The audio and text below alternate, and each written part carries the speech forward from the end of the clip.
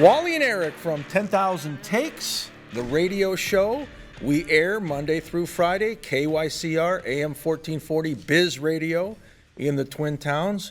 But Wally, our footprint now, like Sasquatch, has gotten pretty big. We're on television. Well, we've been doing it on radio. Actually, we've been doing it on radio about 20 years now. Can you believe that? 20 years on radio? And the last year or so, every day on the radio. As you said, Monday through Friday, AM 1440. And we have a lot of fun with it. But I think that the television thing, it allows our audience to move their way out of all the mystery and see what we're doing. And they get to see some of our great guests. We've had guys like Warren Moon and Lou Nanny and Lee Hutton and Chuck Foreman. And there's a long list of great guests we have had on our radio show. Now we bring them to television. You actually get to see what's going on.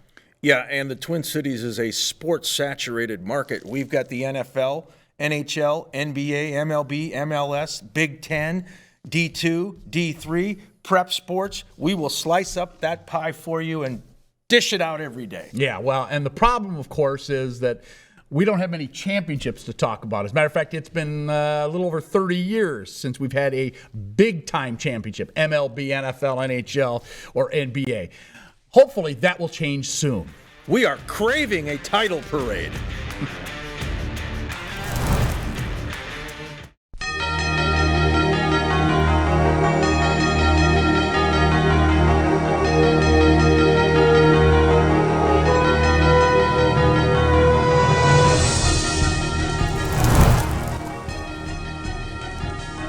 From the land of lakes, this is 10,000 Takes, brought to you by Minnesota Score Radio. Wally and Eric back for yet another day as we slice and dice the always busy, always topical, super saturated Twin Cities sports scene. And Wally, typically we're on the radio between 5 and 6 p.m. in drive time, KYCR AM 1440, the Biz Radio in the Twin Towns. But now we've expanded our media footprint. We're on television. I'm not so sure it's a good thing. They can actually see us. I don't know if it's a good thing either.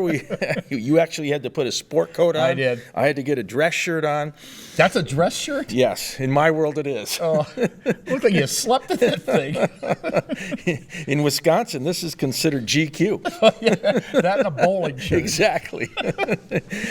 Speaking of Wisconsin, it's Border Battle Week. Again. Yes, the Green Bay Packers and their fan base have left town depressed after a 34-31 Minnesota win at the House of Noise on Sunday, U.S. Bank Stadium. House of Noise, boy, that's for sure. I get a headache every time I go in that building. It's BYOEP, bring your own earplugs, right? Wow. Geez, yeah.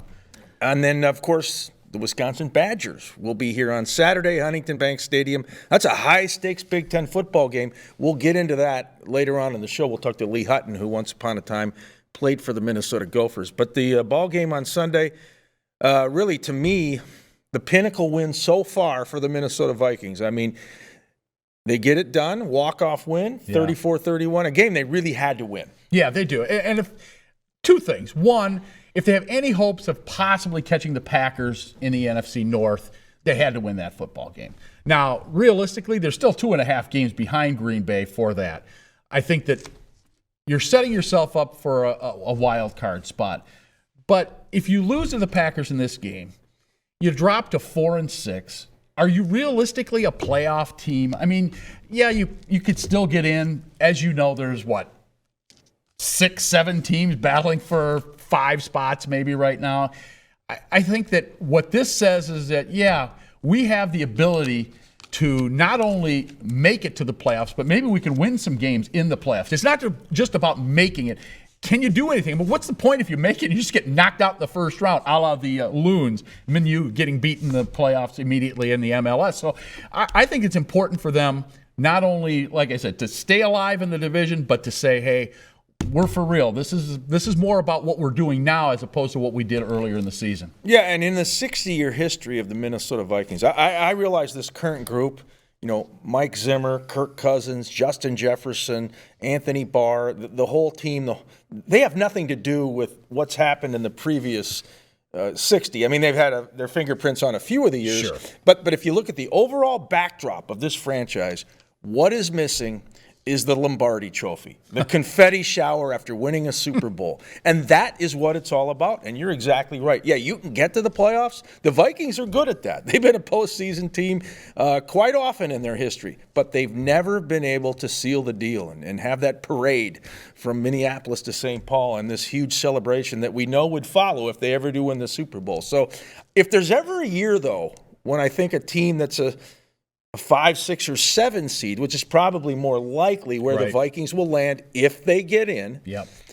This might be the season where you could run the table. There's certainly a lot of parity. Yeah, there are, as I said, there's a ton of teams that are still in the running here. You just knocked off one of the top teams in the NFC.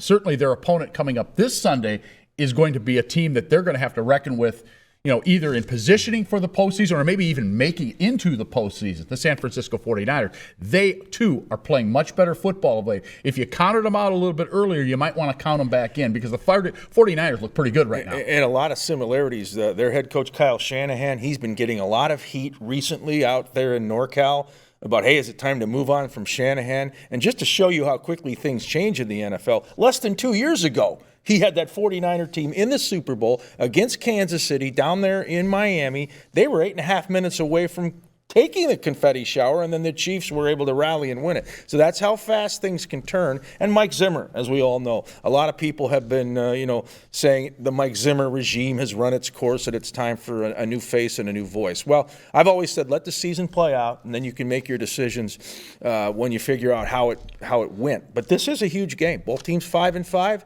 Playoff maneuvering at stake, and the 49ers have won 2 in a row, including a win over the LA Rams, their arch rival. The Vikings have won 2 in a row, including a win over the Green Bay Packers, their arch rival. So they'll be out there at Levi Stadium in Santa Clara. You mentioned Zimmer and what he has done and maybe has not done as head coach of the Minnesota Vikings. Take this into account. In the Mike Zimmer era, they are now 7-1 against the Green Bay Packers. Now, I was thinking about that. I was thinking, I didn't realize that they had done that well. I thought that they actually were below 500 against them. But this win puts them exactly even in the 15 games that they have played against Green Bay. And Green Bay is the team you got to beat in the NFC North. I mean, let's face it, that they are at the top of the heap and have been here for the last several years. So they're at least playing even with Green Bay. They do need to get ahead of them. They're going to have to win at Lambeau as well, which isn't going to be easy. In early January, the Vikings are used to playing in that purple playpen that has a 72 degrees, no wind, no snowflakes except for those fake soap things that they fly around. And I'm glad they scrapped that. That's no longer part of the pregame introduction. Oh, you must have missed it because it was there on Sunday. Oh, it was. Oh, yeah. I did miss it. Oh, we had some soap flakes, yes. That might be the silliest, most ludicrous marketing idea I've ever seen. Yeah. Move inside to a dome, but let's have fake snowflakes a la snow bubbles. Wasn't that a great idea? Bubbles. Oh, yeah. That way folks can feel like they're outside, yet they're inside. Of course, the pivoting doors, not open. They won't be open again. They opened them, a couple of times this year? Oh, yeah, those things are slammed shut until the next preseason game. Until next August. But you're right. Mike Zimmer has been able to come up with an even Steven record against the Packers. Now, Matt LaFleur only has 2 losses on his NFC North resume, both to Minnesota. But Aaron Rodgers, he was very good, but Kirk Cousins was able to match him, and the Vikings get the win. All right, stick around. A lot more coming up. This is 10,000 Takes, your border battle ticket. Hello, I'm attorney Lee Hutton. From my time playing football for the University of Minnesota Golden Gophers back in the 90s, to my current work in the courtroom with some of the most high-profile cases in the country. No matter the fight, I am there. I've represented and won cases for major corporations all the way to the everyday individual. From family law to entertainment law, contracts to trial litigation. I'm committed to my clients in presenting their story. Please contact me at lhutton@thehuttonfirm.com. 10K Takes, the television edition. Wally and Eric with you. And, of course, the Minnesota Vikings on Sunday. A pinnacle win of this season so far against the Green Bay Packers. 34-31, walk-off victory thanks to their kicker, Greg Joseph, who hit the 29-yard field goal. And now we're going to go to the Zoom room and welcome in Chuck Foreman. He's in the Minnesota Vikings Ring of Honor, should be in the Pro Football Hall of Fame. And Chuck, I know you were jacked up after that game on Sunday that your old club was able to knock off Green Bay in the border battle, the 500th win in the history of the Vikings. Well, it certainly was. It was a great win. It was a great win at a good time, and the Vikings seem to be coming together. Hopefully, they'll be able to maintain and have some consistency from this point forward. And they should have probably won about 3 or 4 more games. So, but it's at the middle of the year, and this is when you get ready and see who's ready for the playoffs. Justin Jefferson, eight catches, 169 yards, 2 touchdowns. We've seen him re-emerge. I don't want to say emerge because we know he can play, but we've seen him re-emerge in the Vikings offense now the last couple of weeks, and it seems to make a difference. What has happened? Have they just changed strategy? Why all of a sudden are they making it work with Jefferson and they weren't earlier this year? I have no clue as to why. The game. Here's the bottom line. You take what the defense gives you, and definitely the defenses were taking him definitely out of the game, and that's part of it. And I think with the way they're playing, offensive line playing well, the quarterback's getting the time he needs, and when he gets that time, he can make things happen. The running game's going sufficiently. There's a lot of things we can contribute to the win, but the good thing is they're putting pressure and they're giving the quarterback time. Chuck, Green Bay head coach Matt LaFleur is now 13-2 against NFC North teams. Both those losses to Minnesota, one a year ago in the COVID season at an empty Lambeau, and then, of course, on Sunday at a jam-packed U.S. Bank Stadium. Are the Vikings back in the chase to win the North? They're 2.5 games behind Green Bay. They have another meeting left on January 2 in Wisconsin. Are they in the divisional hunt? Well, if they play like they're playing, they can play with anybody. I'm certainly hoping that they're in the hunt, but oh man, it's the NFL. Any given Sunday, you don't know, and especially with our team, we just don't know. And so, talent-wise, yes, they could be in the hunt. Consistency, that's what's question. That's the big question. But if they come in and they can give us 60 minutes like they played last Sunday, they can beat anybody. Kirk Cousins, he's having a good year. He had another good day on Sunday. Quarterback rating up over 100 again. There were a couple more touchdown passes. Your thoughts on Kirk Cousins and the way he has been playing and how he has emerged again this season as one of the better quarterbacks in the NFL? Well, I think with Kurt, I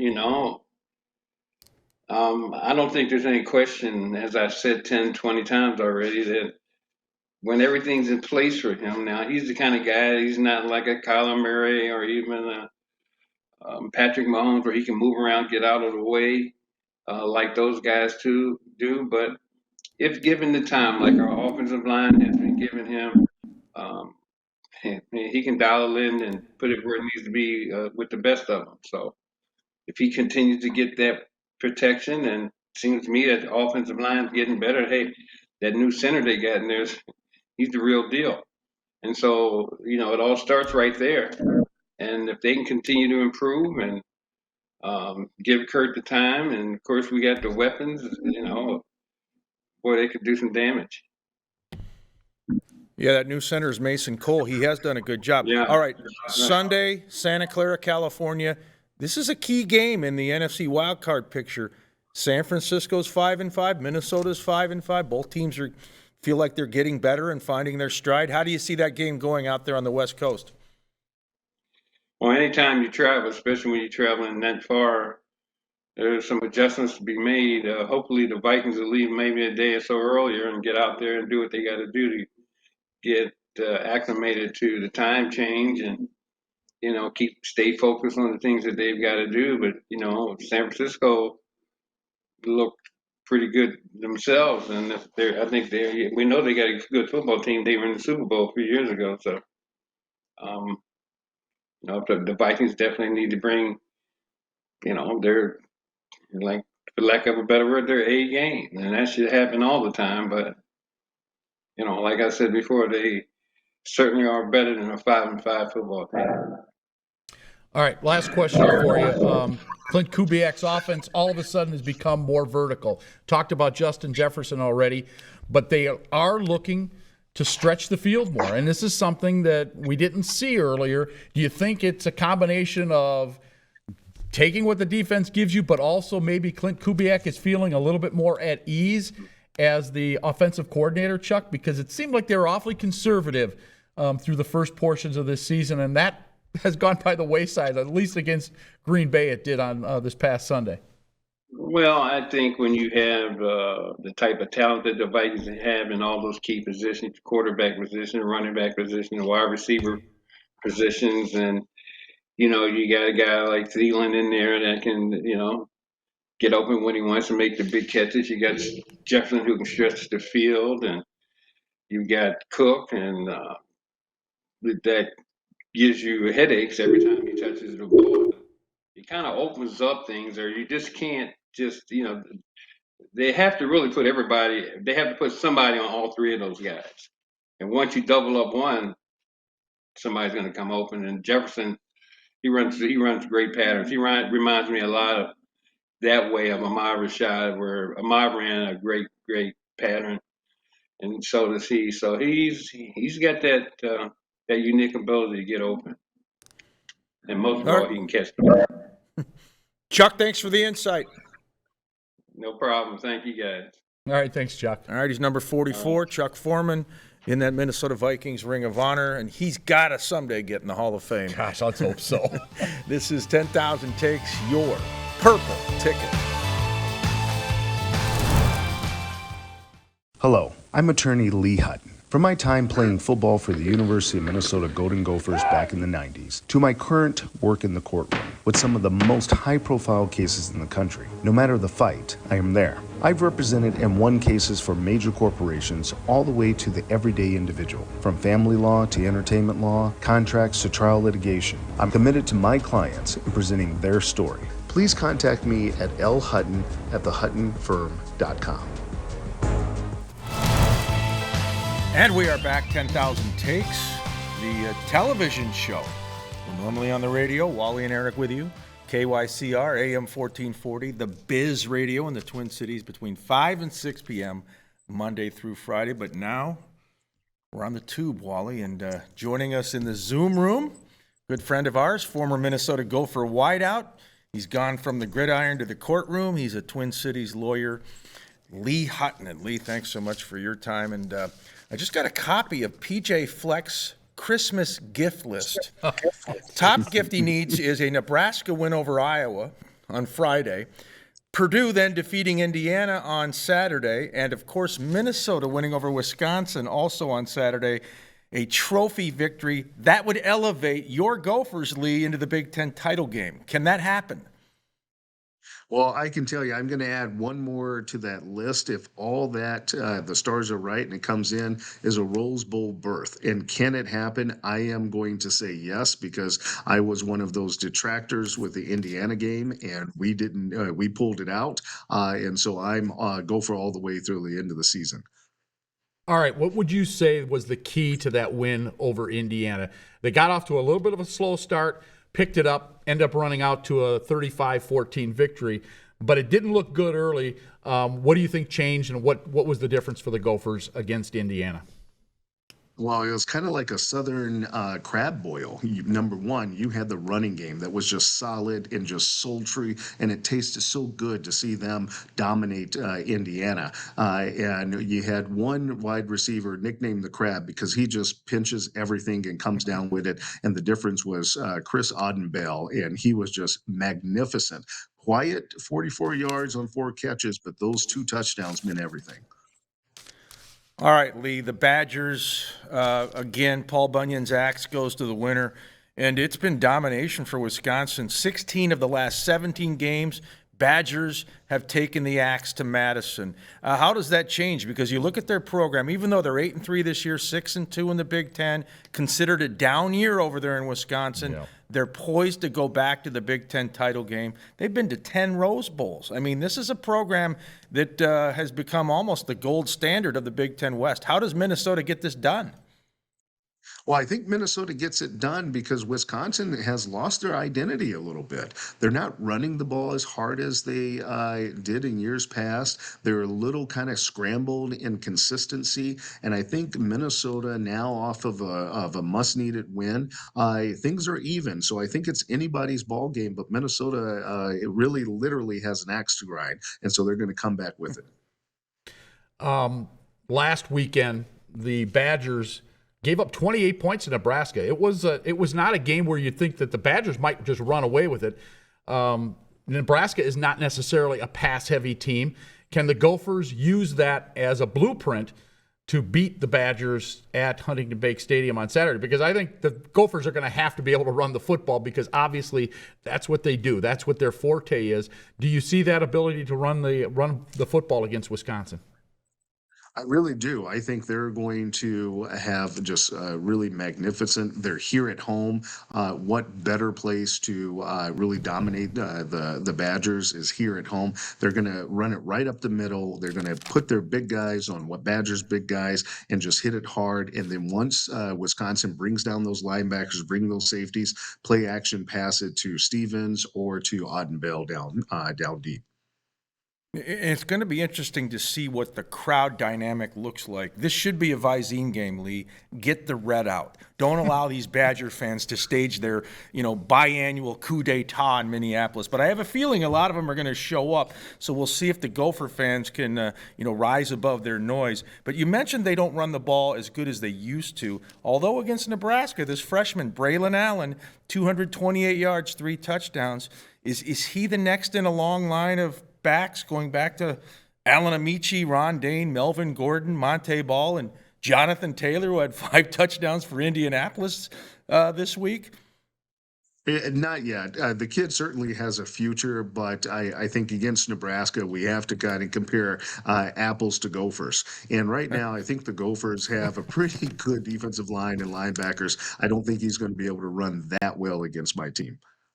All right, one last question for you. Give me a score. Gophers, Badgers, Huntington Bank Stadium. It's going to be chilly out. Does it work in the Gophers' favor? High scoring, low scoring? What do you think? It works in the Gophers' favor. I think this is going to be one of those games that the Gophers know what they need to do. It's going to be close until after halftime, but ultimately 28-14 is going to be the score. All right, very good. Lee Hutton says Huskers over Hawkeyes, Boilermakers over Hoosiers, Gophers over Badgers, and we're off to Indy. Thanks, Lee. That's right. All right, he's Lee Hutton, Twin Cities sports and entertainment lawyer. Once upon a time, a Golden Gopher wideout right here on 10,000 Takes, your Gopher ticket. Hello, I'm attorney Lee Hutton. From my time playing football for the University of Minnesota Golden Gophers back in the 90s, to my current work in the courtroom with some of the most high-profile cases in the country. No matter the fight, I am there. I've represented and won cases for major corporations all the way to the everyday individual. From family law to entertainment law, contracts to trial litigation. I'm committed to my clients in presenting their story. Please contact me at lhutton@thehuttonfirm.com. 10,000 Takes on television. Wally and Eric with you. Of course, we've been on radio. Whose idea was this anyway? I don't know. Let's hope they don't scrap it. One show in. Yeah. But, catch us Monday through Friday on radio, Marconi's invention. KYCR AM 1440, the Biz Radio in the Twin Towns between 5 and 6. And, of course, now we're doing television, and who knows what is next.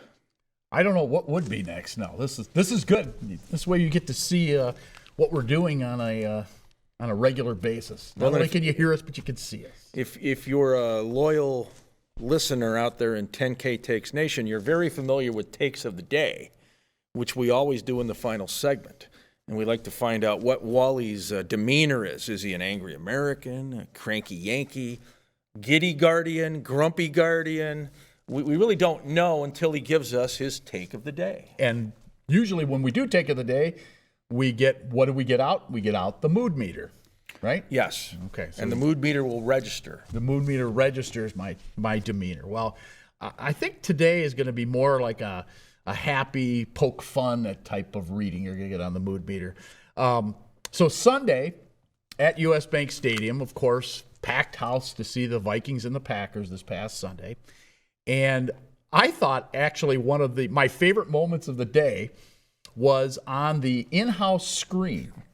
They took a shot of former Viking Brian Robinson, former defensive end, played for the Vikings from 2007 to 2017, 11 years with the Vikes. They had a shot of him kind of imploring the crowd on to cheer. And they put a super underneath him so you knew who it was, and everybody's going crazy. Well, kind of off to the side next to him was a Packer fan with a cheese head on. And the guy was kind of, photobombing him, getting into the picture a little bit. And Robinson noticed it. He literally turned around, grabbed the cheese head off his head, and snapped it in two and threw it to the side. And the Packer fan was like, "What in the world? What are you doing?" And then I thought to myself, you're not going to challenge him, are you? You're about half his size. I think he'd snap you in two like a twig. So that was my favorite moment, my take of the day from U.S. Bank Stadium on Sunday in downtown Minneapolis. Wow, so you're actually in a good mood. I was. The mood meter says happy camper. Happy camper. Brian Robinson. He didn't cut the cheese, but he ripped the cheese. He ripped the cheese. There you go. What's wrong with you? All right, well, my take of the day is about the Shield, the National Football League. For decades, the NFL, going back to the era of Pete Rozelle as commissioner, they have wanted parity. And there's been a lot of parity over the years. But I think right now, top to bottom, the NFL has achieved unequaled parity. Now, part of this is because we have an extra playoff team in each conference. There will be 14 teams punching playoff tickets. But I looked at the standings before we did this show, and by my count, I think there's only 3 teams legitimately out of it. That would be Miami, the New York Jets, and the Detroit Lions, who have half a win, a tie. And then Seattle and Chicago each have 3 wins. I hesitate to put them in, but you have a lot of teams right now with 5 that feel very good about life in the NFL, so you can't really count them out. So basically, almost every fan base, sans Jets, Dolphins, and Lions Nation, still has a shot as we head into the final week of November. Somewhere in the football heavens, Pete Rozelle is smiling. He is beaming. Y'all, and the 17-game season adds to that. And the 7 teams in the playoffs in each conference adds to that. So, we have the extra team in. We have the extra week of games. I think you're right. I think that they have created this monster where just about everybody's going to be in it right up until the end, even the Chicago Bears with their 3 wins. So we shall see. We'll see how it plays out over the next few weeks. But I think the middle of the season is where the real telltale is, and that's where we are right now. We're right in the guts of the season. And, with a 3-game preseason, maybe teams didn't get the footing at the beginning like they normally would. Well, and they say December is the dash for cash. So we've got one more November game for all of these teams in the NFL, and then you get to December, which used to be crunch time. Now you've got 2 regular season games in January. So, the way the NFL's going, the Super Bowl this year's on Feb 13 out there in SoCal. Someday it's going to be on Feb 28. It's so ridiculous. The day after the Super Bowl, pitchers and catchers will report to Arizona and Florida for spring training, unless, of course, there's a work stoppage. A lockout, a strike, whatever you want to call it. All right, you mentioned playoffs. The playoffs began and ended this past Sunday for the Minnesota Loons, Minnesota United Soccer Club. They went out to Portland, a team that they had beaten a couple of times during the season, and lost 3-1. They jumped out to the early lead, 1-0. They end up losing 3-1. And it's kind of sad because they had actually played really well down the stretch, Minnesota United had. They started out slow this year, lost their first 4 matches, and then finished strong, but then ended with a thud. One and done, typical Minnesota club. Timber. yes. Losing to Portland out there in the Pacific Northwest, where they were eliminated last season by the Seattle Sounders in the semifinals when they coughed up a huge lead late in the match. All right, we got to go. We're going to FedEx out some thank yous on this inaugural 10K Takes TV show. One to our producer, Rocky, also to David Weld and Stuart Devon, of course to Lee Hutton and Chuck Foreman. For Wally, I'm Eric saying so long. This is 10,000 Takes, your sports ticket.